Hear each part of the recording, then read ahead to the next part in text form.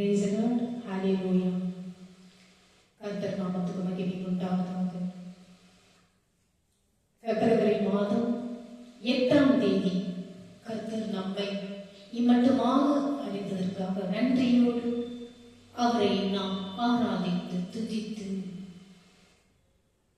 அவருடைய வார்த்தைகளை கேட்டு அவருடைய போஜனத்தில் பங்கு கொண்டு அவருடைய ஆசீர்வாதத்தை பெற்றுக்கொள்ள இந்த நாளில் நம்மை கர்த்தர் அழைத்ததற்காக நன்றியோடு நாம் அவரை துதித்து ஆராதிப்போமாக. இன்றைய நாளில் நான் கொடுப்பது புறம் பேசுவதால் ஏற்படும் ஆபத்து. கெட்ட வார்த்தை ஒன்றும் உங்கள் வாயில் இருந்து புறப்பட வேண்டாம். பக்தி விருத்தத்திற்கு ஏதுவான நல்ல வார்த்தை உண்டானால் அதையே கேட்கிறவர்களுக்கு பிரயோஜனம் உண்டாகும்படி பேசுங்கள். எபேசியர் 4ஆம் அதிகாரம் 29ஆம் வசனத்தை வாசித்து பாருங்கள். நாம் புறம் கூறுதலை நடைமுறையில் திசை திருப்ப முடியும். ஒருவரை பாதுகாக்கும் விதமாக பேசப்படும் ஒரு மென்மையான வார்த்தையோ அல்லது புறம் கூறும் பேச்சின் தலைப்பை மாற்றுவதோ உரையாடலை கிருபையின் பக்கம் வழிநடத்த முடியும். கொலோசியர் 4ஆம் அதிகாரம் 6இல் வாசித்து பாருங்கள். நீதிமொழிகள் 25ஆம் அதிகாரம் 11இல் வாசித்து பாருங்கள். மற்றவர்களை கட்டி எழுப்பும் வார்த்தைகளை பயன்படுத்துவதே நமது அழைப்பு.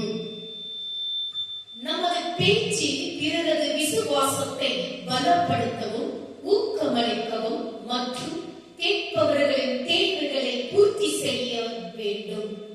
தெசலோனிக்கேயர் 5ஆம் அதிகாரம் 11இல் வாசித்து பாருங்கள். எபிரேயர் 3ஆம் அதிகாரம் 15இல் வாசித்து பாருங்கள். நாம் இந்த நேரத்தில் ஜெபிப்போம். எங்கள் அன்புள்ள பரலோக பிதாவே, பிறரோடு உள்ள உரையாடல்களில் உம்முடைய கிருபையின் கருவிகளாக எங்களை மாற்றும்.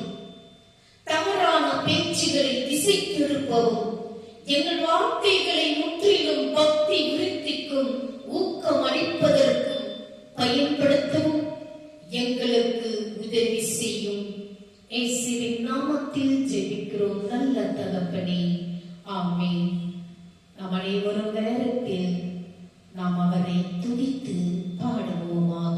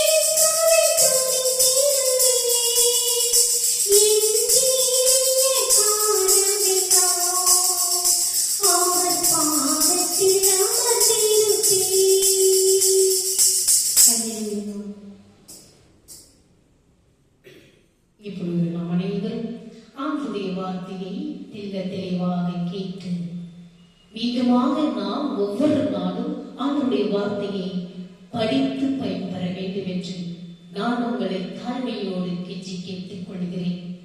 இன்றைய நாளில் நான் உங்களுக்கு கொடுப்பது லூக்கா நற்செய்தி 14ஆம் அதிகாரம் 12 14 வாசித்து பாருங்கள். லூக்கா நற்செய்தி 14ஆம் அதிகாரம் 12 முதல் 14 முடிய.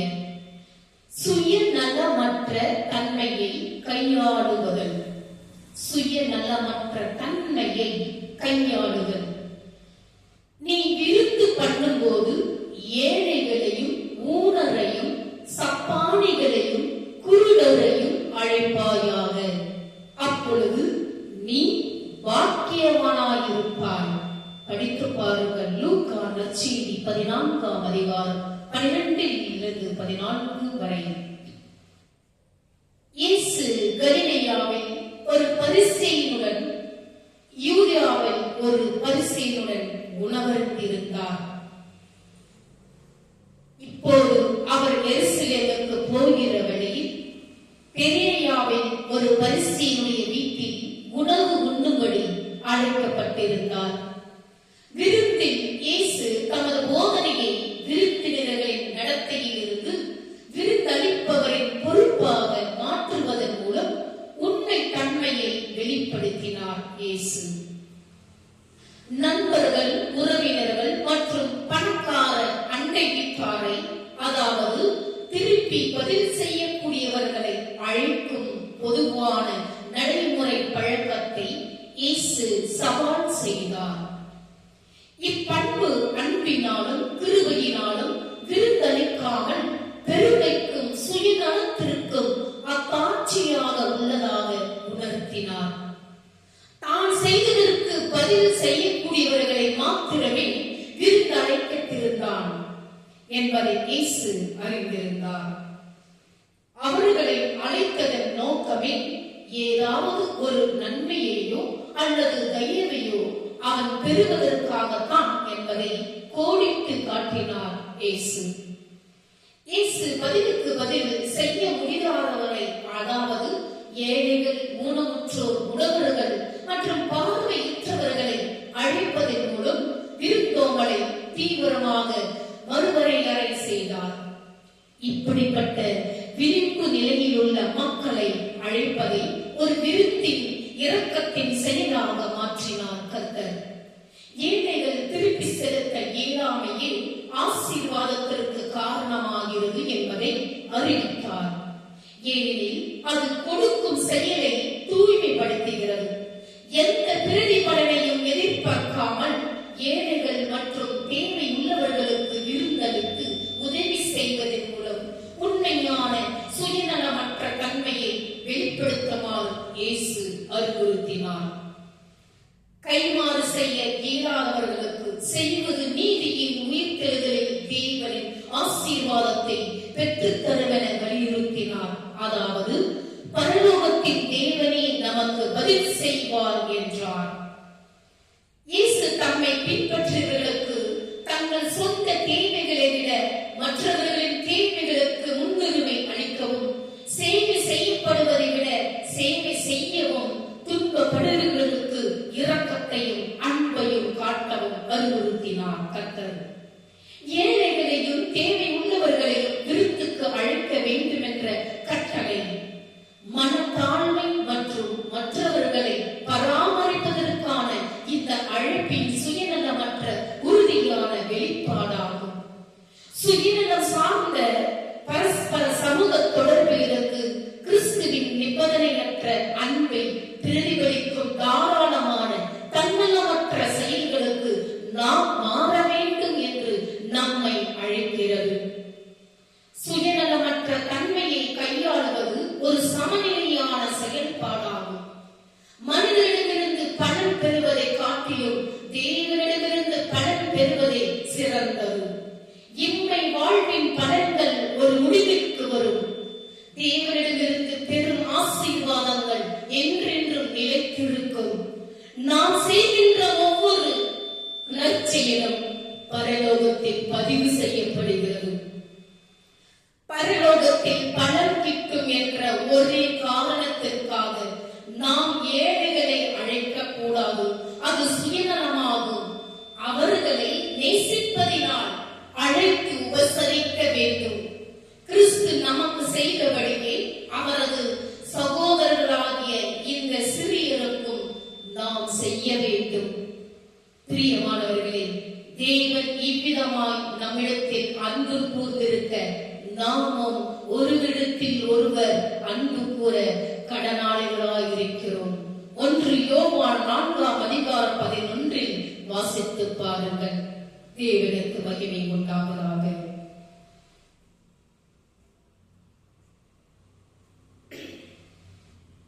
இப்பொழுது நாம் அனைவரும் காணிக்கைக்கு கடந்து செல்வோம்.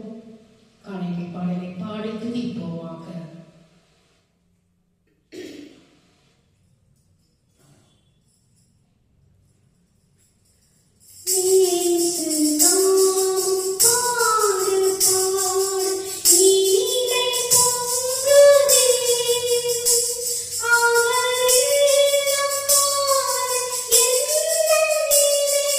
Thank you.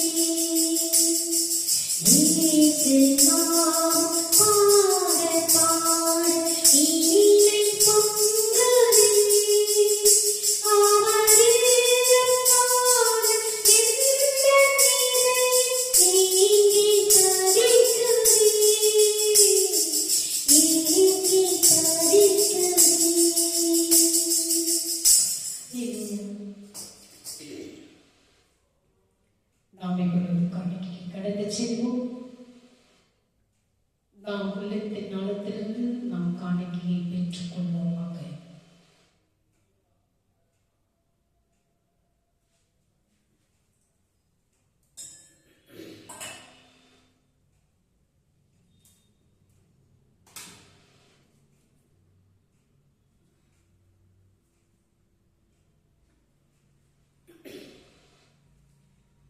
வானகதனையே, நீர் மெய்யாகவே தூயவர், புனிதற்கெல்லாம் ஒன்று. ஆகவே உம்முடைய தூய ஆவியை பொழிந்து இக்காணிக்கைகளை புனிதப்படுத்த வேண்டும் என உம்மை மன்றாடுகிறேன். இவ்வாறு ஆண்டவர் இயேசு கிறிஸ்துவின் உடலும் இரத்தமுமாக எங்களுக்கு இவை மாறுபனமாக.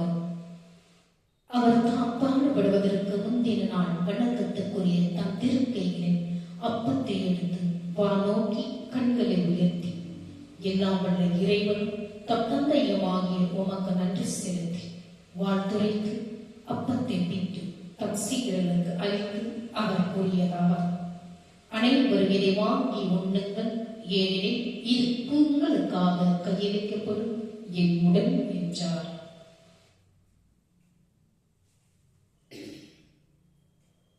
அவ்வளவை உணவருந்தை பின் மகிமை மிகுந்த இக்கிண்ணத்தை வணக்கத்துக்குரிய தம் திருக்கைகளை எடுத்து மீண்டும் உமக்கு நன்றி செலுத்தி வாழ்த்துரைத்து தம் சீடர்களுக்கு அளித்து அவர் கூறியதாவது: அனைவரும் இதை வாங்கி பருகுங்கள், ஏனெனில் இது புதிய நீதிய உடன்படிக்கைக்கான என் ரத்தம். இது பாவ மன்னிப்புக்கென்று உங்களுக்காகவும் எல்லாருக்காகவும் சிந்தப்படும்.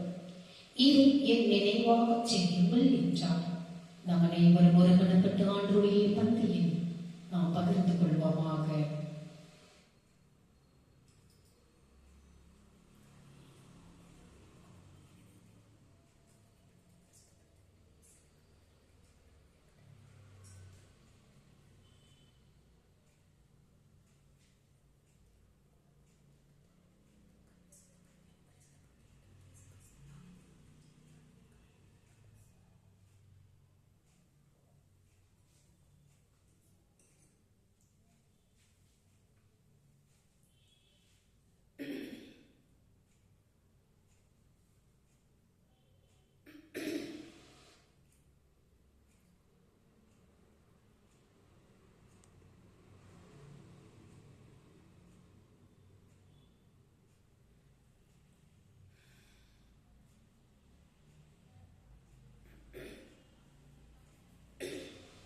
நன்றியோடு நாம் துதித்து பாடுவோமாக. நன்றி சொல்ல வார்த்தையே இல்லை, இல்லை, அது நினைக்கும் பொழுது உயிரும் எனக்கில்லை. நன்றி சொல்ல வார்த்தையே இல்லை, இல்லை, அது நினைக்கும் போது உயிரும் எனக்கில்லை. உன்னை போல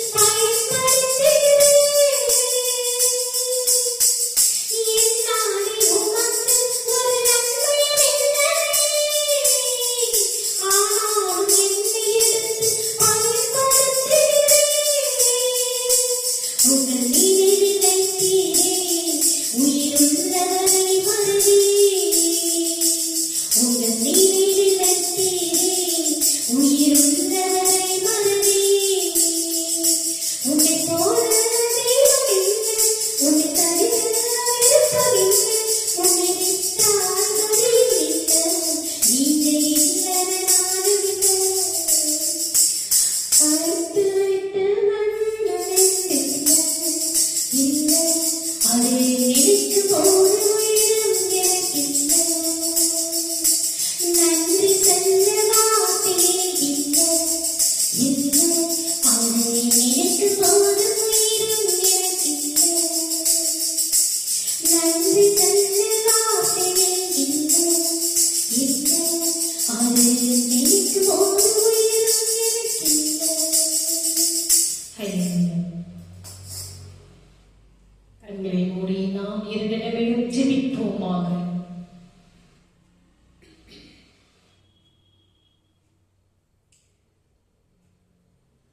பரலோக தந்தையே, மற்றொரு புதிய நாளுக்குள் பிரவேசிக்க எங்களுக்கு உதவியதற்காக உமக்கு நன்றி கூறுகிறோம். சூரியன் உதிக்கும் திசை தொடங்கி அது அஸ்தமிக்கும் திசை வரை கர்த்தருடைய நாமம் துதிக்கப்படத்தக்கது என்று எழுதிய சங்கீதக்காரனை நாங்கள் நினைவு கூறுகிறோம். உம்முடைய வழிகள் எங்களை வழிநடத்தட்டும். உம்முடைய சிந்தனைகள் எங்கள் எதிர்காலத்தை வடிவமைக்கட்டும். கர்த்தாவே, உம்மிடம் ஒரு மேலான வாழ்க்கை முறை இருக்கிறது. அது சுயநலமற்றதும் ஊழிய மனப்பான்மை கொண்டதுமான வாழ்க்கை. கர்த்தராகிய இயேசுவே, உம்மை பின்பற்றுவதற்காகவும் உம்முடைய சித்தத்திற்கு கீழ்ப்படிந்து நடப்பதற்காகவும் எங்கள் உயிரை அர்ப்பணிக்க எங்களை அழைக்கிறேன். அவ்வாறு செய்யும் போது நாங்கள் உம்மை போலவே மாறுவோம் என்பதை நாங்கள் அறிவோம். பரிசுத்த ஆவியானவரை, நாங்கள் எங்களை குறித்து எண்ண வேண்டியதற்கு மேலாக என்ன தொடங்கும் போதெல்லாம் எங்கள் இருதயங்களில் குற்ற உணர்வு ஏற்படுத்தியும் மற்றவர்களை எங்களுக்கு மேலாக வைக்கவும் எங்களுக்கு வல்லமை அளித்தருளும்.